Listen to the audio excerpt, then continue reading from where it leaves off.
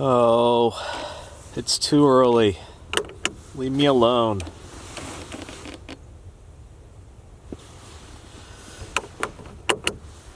I'm just kidding.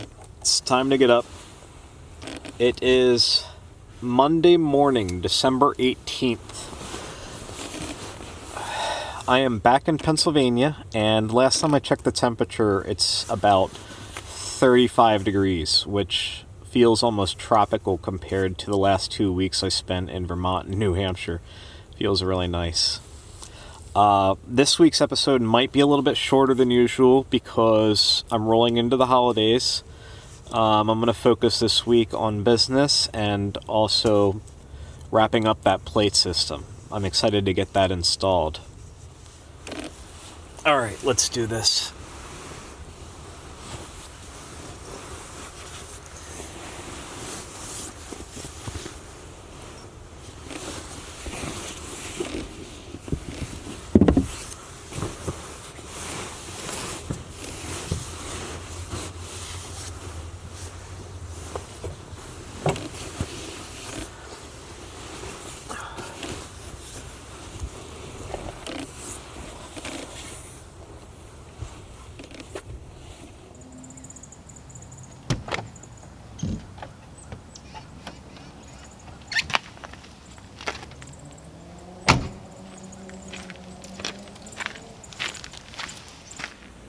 I am back in the basement. Let's see how this stuff is coming along.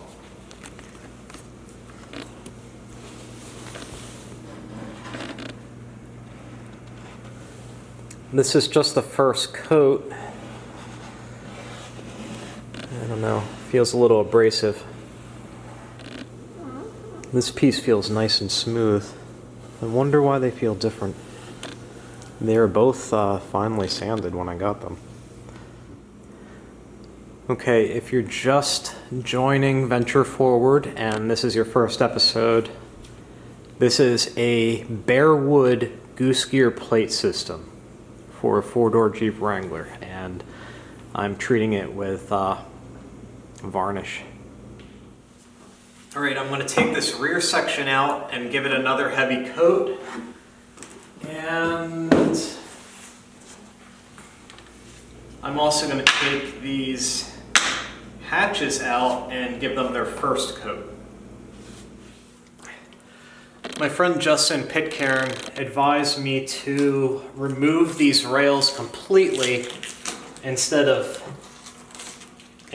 taping them, so I'm going to heed his sage advice. That way I can varnish the wood underneath the rail, protect that as well.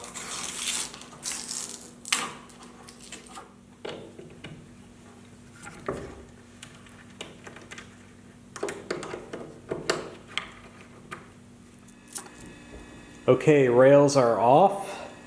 That was easy.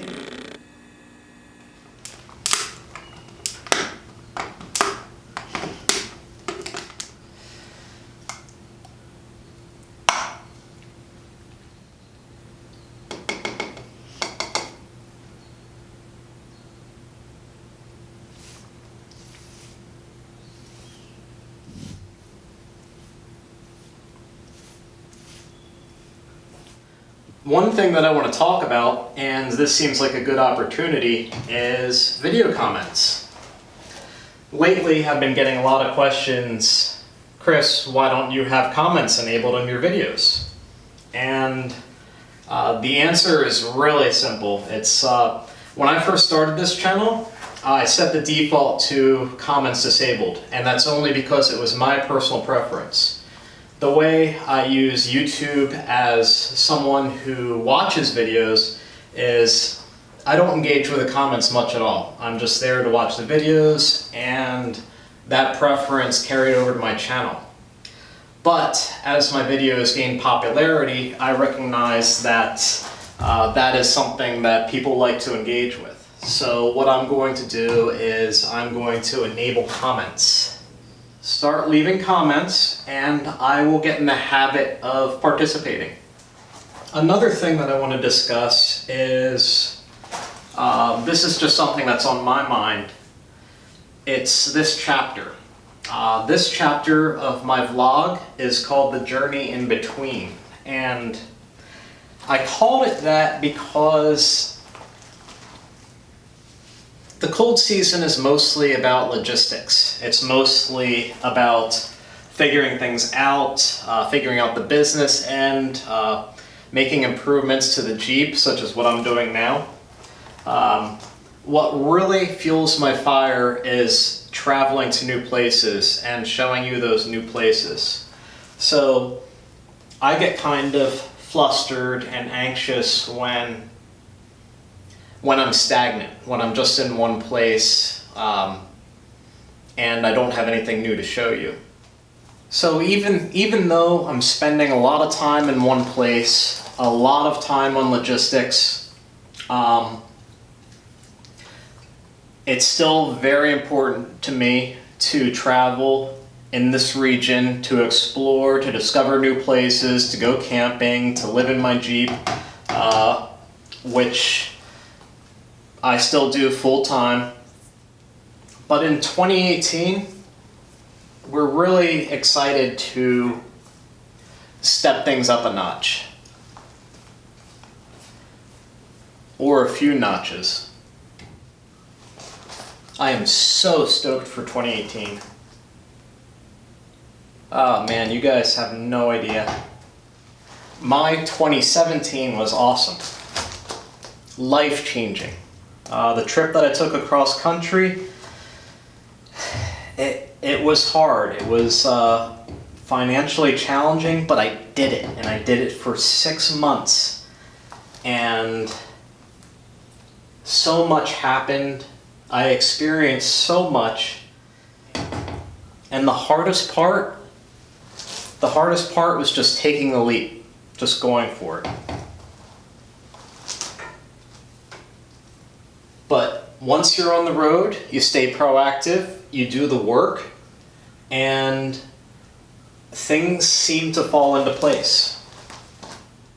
I'm gonna have to order some more wood shield varnish ASAP. I'm using a lot more than I expected, particularly on this piece over here, because this is the rear section. It's going to see the most abuse. The finish is coming together nicely, but it's a lot of work. If anything, I'm probably just making a case for buying the Line-X Goose Gear plate system.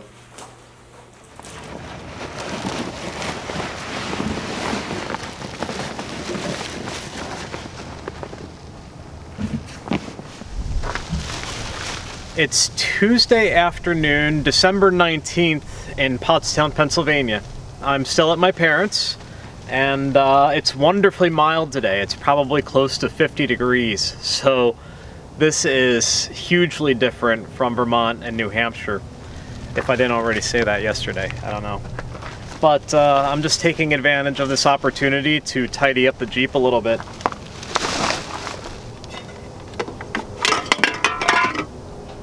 My soup bowl from the last episode, which still has crusty soup in it. I'm gonna take this in and wash it. Empty beer cans. And my inside trash bag.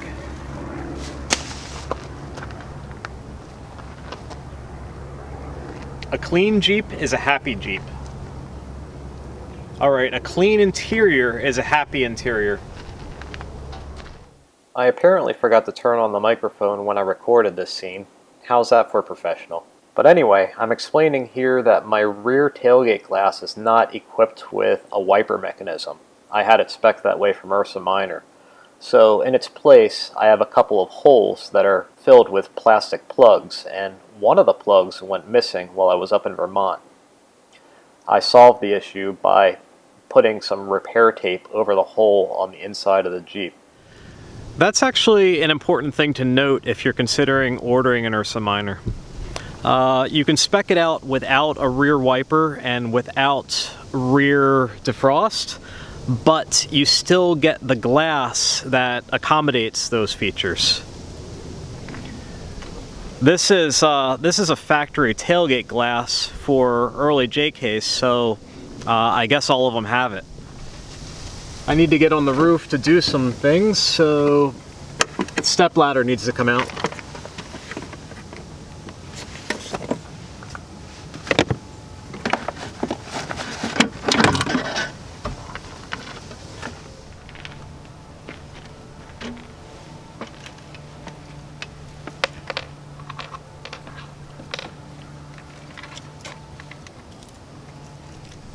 What I'm doing is removing my load bars for the winter. Quite simply to help mitigate snow and ice collection, or eliminate it entirely.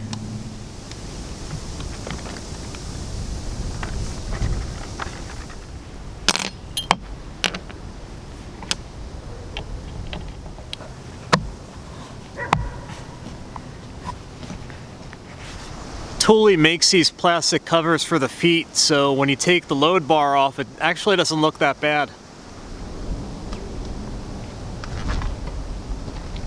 Also, while we're on the subject of plastic caps, these mysteriously disappeared at the base of my Cargo Master Safari front hoop. Okay, I'm going to take a look at another minor issue.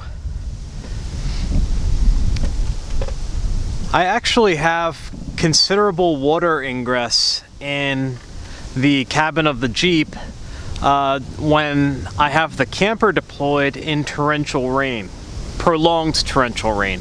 So this is really minor, but I think what is happening is water is collecting here. This section of the camper actually looks like it's flexing down, bowed a little bit. I probably have it too tight, causing it to deform, and I think water might be collecting here right over this bolt, causing water to gradually seep through overnight. Silicone rubber sealant.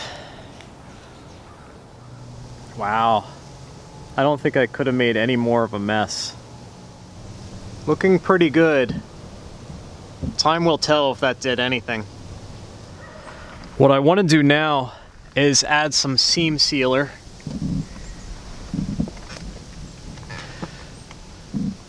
To this section right here. This past summer I sealed this horizontal seam, but I still get just a little bit of water droplets on the inside on this vertical section right here. I'm not sure how far up I should go, but I think I'm gonna hold off on this part and just give this a try right now. This is not significant water ingress. This is just me trying to achieve perfection, and this camper gets an extraordinary amount of use, so the more I can do to waterproof it, the better.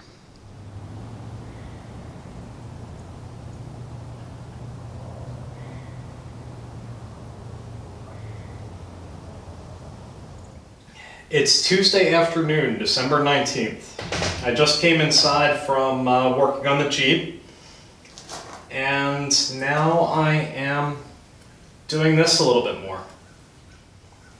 After I'm finished varnishing it, I have to fine-tune all of the hatches, all of the compartment covers, and I also have to install the wiring, which are the electrical outlets that I got.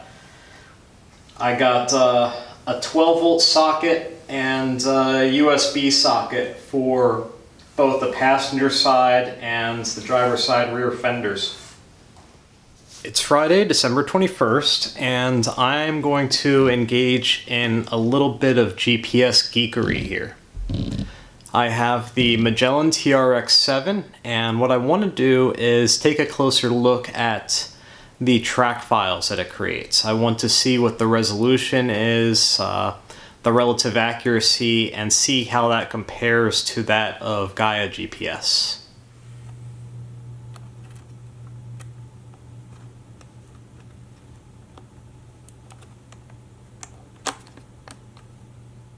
I am back on the Magellan GPS, and now I'm going to try to export that track log into a GPX file. So I'm going to go to Journal. I'm going to go to Pencil.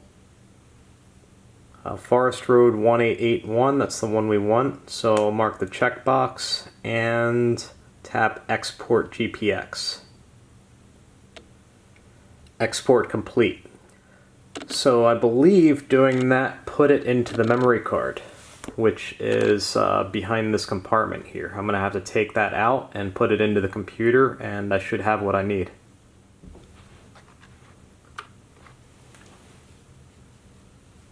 Now I'm going to go into the memory card and copy Forest Road GPX file into my test folder. Alright, I have the GPS file loaded into ADZ Lite, which is a GPX file viewing program. It's free on the Apple App Store, and it tells me a little bit about the file. It says 1,113 points. Gaia GPS is 453 points. The raw GPS data shows elevation for each track point, in addition to a timestamp and latitude longitude. Now both track logs are overlapping each other.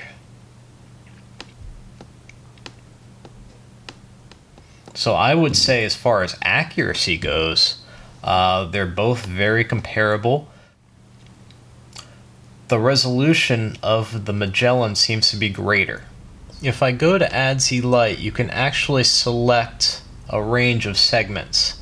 So in this little arc here, there is 91 points. Now the more points, the more detailed it's going to be. I'm not going to say accurate. It's more potentially accurate, but it'll show, like, as you go around a curve, it's going to show more points along that curve. So we'll look at the other track, and in the same arc, 33 points. So the Magellan TRX7 is recording a lot more points than the Gaia GPS connected to a Garmin inReach. That's interesting. That's interesting. So you can expect more track log detail from the Magellan device. It's Thursday night, December 21st of the winter solstice, and my Goose Gear plate system finish is coming along nicely. I really like this Ecos wood shield varnish that I got. It is not in the least bit toxic or offensive or difficult to manage, and the finish that it's creating seems really solid. I ran out of this quart, so I just received another quart of it today. I'm hoping to get this finished up ASAP. Okay, the lighting is a little bit weird in this greenhouse, so I'm not sure how this is going to look, but I'm going to call that a wrap for this week. It's been a productive week. There has not been any adventure, as you know. The Jeep's pretty much stayed parked in the same spot the whole time. But I got a lot done, and these are the things that need to happen before I go on the next journey, which is going to be happening soon, just right after the holidays. But I want to give a shout out to my friends Katie, who is Dirt and Dresses on Instagram, and Greg, who is Bananas Overland on Instagram. They both sent me some really cool donations in the mail, and just want to say I'm extremely grateful, so thanks guys.